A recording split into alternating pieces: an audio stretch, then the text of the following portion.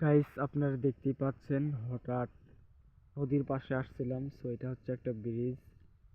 তার পাশে একটু কিছুক্ষণ আসার পরে দেখলাম হঠাৎ এই জায়গায় ভিন্ন ধরনের একটা দৃশ্য দেখলাম।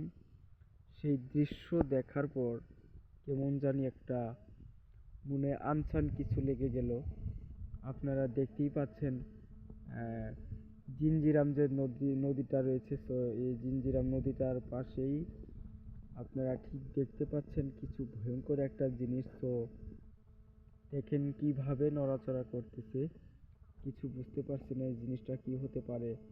আপনারা অবশ্যই কমেন্টস করে জানিয়ে দিবেন যে এই ভয়ঙ্কর জিনিসটা একটা কি হতে পারে। দেখেন দৃশ্যটা মানে কেমন একটা জানি ভয়ঙ্কর ভয়ঙ্কর লাগছে আমার কাছে। তো আপনাদের কাছে কেমন লাগছে? এটা হচ্ছে খেওয়া ঘাট। তো এই খেওয়া ঘাটের পাশেই যে জিনিসটা দেখলাম, দেখে হঠাৎ হঠাৎ আমরা দুইজন এখানে চমকে উঠে গেলাম যে জিনিসটা আসলে কি নড়তেছে বা কি ওইটা। একটা চুলের মতো দেখতে, চুলের মতো আপনারা দেখতেই পাচ্ছেন, ভয়ঙ্কর রূপ যেটা।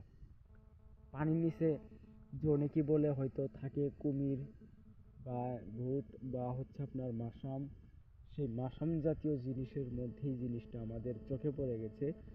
তাই এই জিনিসটা আপনাদের কাছে আমরা তুলে ধরেছি।